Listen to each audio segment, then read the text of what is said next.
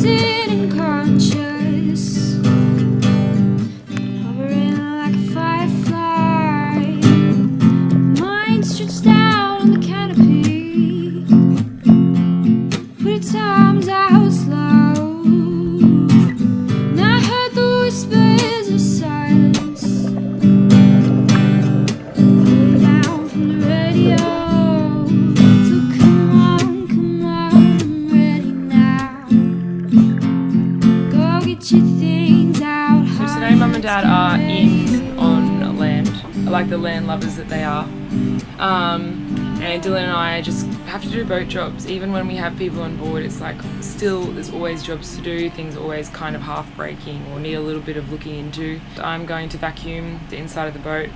I've stripped all the sheets and all the towels while Mum and Dad are on land for a couple of nights, and they're being washed today. Dylan's bringing them back now, so basically it's like a week and a half clean for the boat, having 4 people living on board. It's kind of good for Mum and Dad to have some land time. It's been a hard adjustment for them living on a boat. I mean, it took us a long time. When we first moved on board Blue Moon, we were in the marina, and it was like an easy transition, you know. We kind of like slowly moved from the apartment onto the boat, and we were in between the two for a while, so it was an easy transition for us. But you know, it is hard for someone who has not really been on sailboats. Like, sure, they've had fishing boats and stuff in the past, but living on board a boat is entirely different from having a day or an overnight trip out to the reef. So they stayed in at Irvine's. We're probably going to mention him in this video or later on, or explain to you guys, but he owns a little warong on the beach, and he helps cruises all the way through here. So he's helping us with water, and you know, he took us into town yesterday to provision and diesel and blah blah blah. So he's been really good. He's also got a couple of little bungalows there, so Mum and Dad stayed there last night, and I think they're going to stay there again tonight, just while we, you know, do a full clean of the boat and get it back in order. This is the state of the boat at the moment. I just wanted to tell you guys that, like, if you're, I don't know, watching our channel because you're like, I want to buy a boat and do all this, you know, sail around and do all these fun things, you got to understand that, like, you are living in constant maintenance. Not even just maintenance of like all of the systems, but just cleaning maintenance. Like, boats are small and they get dirty really quickly. I'm a little bit of a clean freak, admittedly, so maybe I'm a little bit more antsy about it, but it's really important to keep a really small space clean, just so you can live in it comfortably. So at the moment in the cockpit, you know, good thing that Mum and Dad are insured, and I think they're going on a little boat trip today around, but good thing they are unsure, because to fix the water maker we have to like prop all of the cockpit cushions up, clear all the space out. Dylan has to put down a work surface, and he works, you know, wherever he can, whatever the best space is. At the moment that's the cockpit. And because we provisioned yesterday, I kind of spent the morning putting things away and like restacking the pantry. It sounds silly that, you know, you might have to restack it every time, but you really do, because as you know, as you're underway and you're living on it, and you moving around the boat, maybe you don't put things back in exactly the right place, so they all kind of get into shambles again, so you have to then restack it, reorganize it quite regularly. So I did that this morning. Probably have to go through the fridge and just, like, you know, give it a little wipe out, because again, it's not as easy as your normal fridge at home. So understand that living on a boat is a huge amount of maintenance in every aspect, and then obviously when you bring people on board, it just doubles the maintenance. So yeah, I just thought I'd check in and let you guys know that, and hopefully this afternoon I'll get to pump up my sup and go for the little paddle. What's going on, guys? So today we've got a pretty serious job going on Blue Moon. Well, when we were sailing out from Kumai, I noticed a bit of corrosion on the chain plate for the Forestay. I'm pretty sure it's called a chain plate, but I noticed a bit of corrosion down there, and got the vice grips and pulled up on one of the bolts that goes through the deck, and yep, corrosion, and it snapped off. We reinforced it with some Dyneema and got us to Belatung. So pretty stressful thing for me, first real time something like that happening. But today what I'm doing is taking the Forestay off with the furler unit attached. First time doing something like that, so yeah, stress levels are high, and of course I've got it off now. It's really hard to film, it's just a single man show, so hard to film, but thought I'd let you know that yeah, stress levels are really bloody high, and boat jobs again, but that's all part of it. We're in a beautiful place here, so I can't complain with the location that I'm doing this job in. It's just a real big learning curve for me, and I mean, a lot of people would say get a professional rigger in, what are you doing?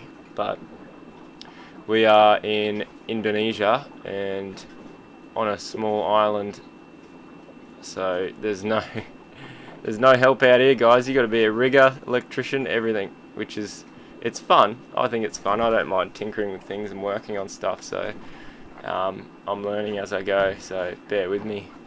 I've got the furler unit and the Forestay off, and it's still sort of tied onto the deck temporarily.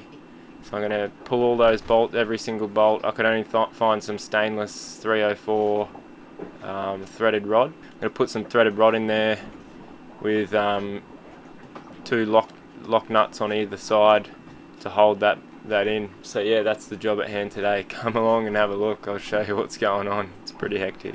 What I've done is I've taken the spinnaker halyard and the mainsail halyard. I've run it down to the deck. It's bloody windy, of course. The wind picked up as soon as I started this job, which of course that's going to happen. So I've run the spinnaker halyard down to the deck with some Dyneema on a bridle sort of setup, winched that up to relieve the tension on the mast, and loosened all the shrouds, lowers, uppers, and the backstays. Loosened all them off and taped around the threads to know where they were before doing this job.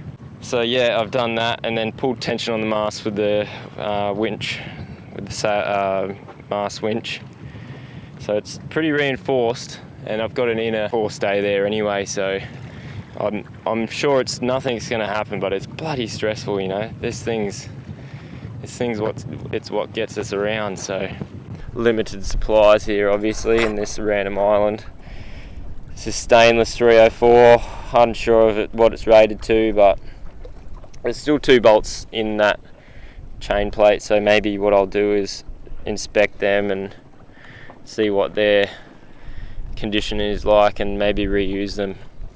And then for the other 2 bolts, I've got 2 nuts to lock on either side, lock them down, cut this with a grinder, and tension that back up. Of course the wind picks up, you probably can't hear because I got the microphone with the wind muff on it, but yeah, it's stressful times, but look at this place we're in. It's just beautiful. It's hard to film at the same time, but bear with me. My pull. Ooh. See, I'm just going to pull that plate off. Might even, if there's no timber there underneath that, I mean that's probably solid glass there, but I know there's a big timber block under that. What I might do is drill down and then fill that with epoxy just for these bolts. You know, these bolts will have epoxy to go through, not timber, so it can't rot. I'll try to take you down underneath here. There's a bracket as well, big stainless bracket about the size of my head that reinforces that, and it's attached to the hull. She's a weird design and everyone always says it, but she's strong. When shit like this goes wrong, it's kind of not anyone's fault, it's just the way it is. It's just boats, mate. About to pull those 2 bolts to get that chain plate off. Now's a good time. Just leave a few comments, guys. Throw a comment down below of you know, I'm learning as I go. I'd love to get some informative comments about what I'm doing and how it can be done better. And yeah, they're good. I really like it. What I'm going to start doing is the people that are commenting, I'm going to give them a bit of a shout out, because yeah, I do enjoy reading those comments. Bunyip Dan, your comments are always full of very good and knowledgeable information. So Bunyip Dan, yep, you're a good lad. Keep it up, buddy. Set yours down on a little tripod, and while I'm messing around with this, take a moment to think about hitting that subscribe button down below, the red one that says subscribe. So it goes, another lonely day. It's having time, but you're miles away. If I were struggling in some better day, or seeing lost opportunity, find your mirror, go and look inside. Whew. So I just got the bottom bracket off. Impossible to film, but yeah, I've got this bad boy off. It was pretty on there. A little bit of rust, but that's not too bad. Give it a quick clean up, do a bit more, but the bottom side's really the main part that needs to be rust free, but yeah, she's looking good. So I've got all those parts cleaned up. I've taken off that bottom plate, and yeah, I'm just going to try and like dry fit all this stuff. So I've got to cut that rod, that thread, so make sure I cut it to the right size.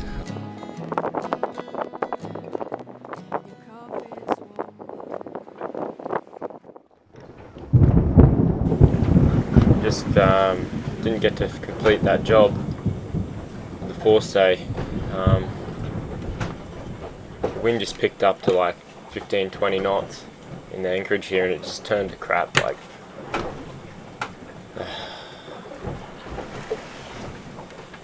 only time I've got the Forestay off ever, and then the anchorage where it just turns to shit.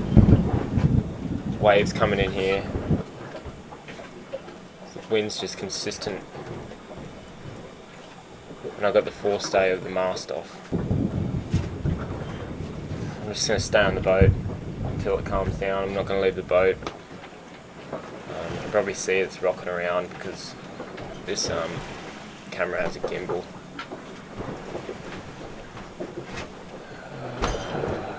How was I supposed to know that was going to happen? So yeah, bit stressed at the moment. Just thought I'd record that I'm stressed, and the anchor's holding and everything's fine with the anchor, so we should be fine. It's just that we've got an unsupported mast, or it's supported. I've supported in as many ways as I can, so it's just that all the rig's loose, so the mast is probably just moving around. Yeah, so that's what's going on.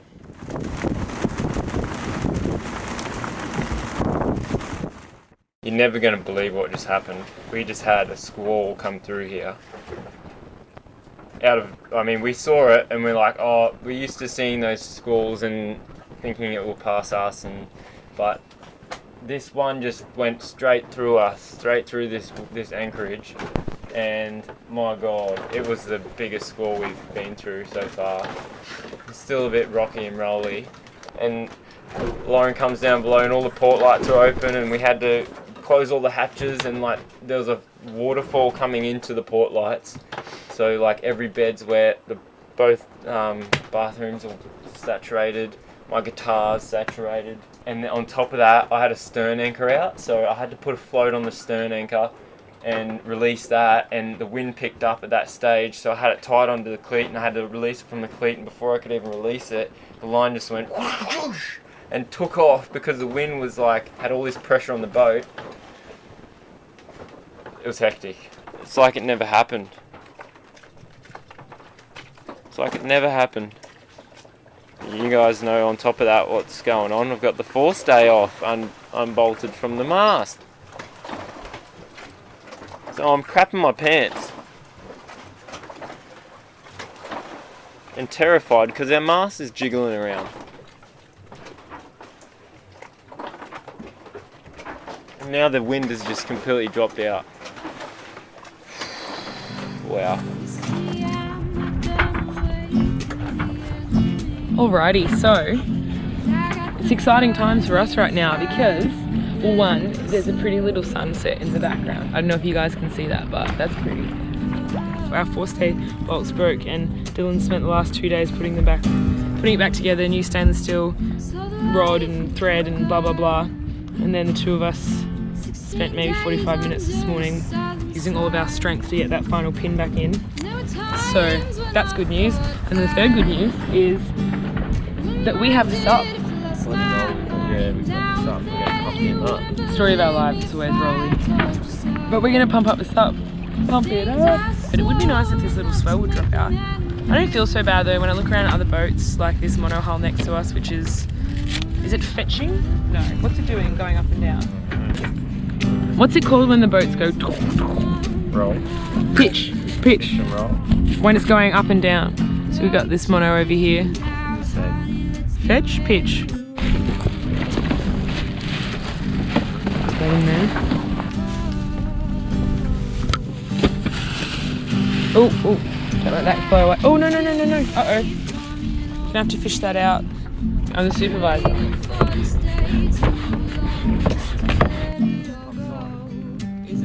Alright guys, it's happening. Are you going to be able to get back? I don't have any clothes on though.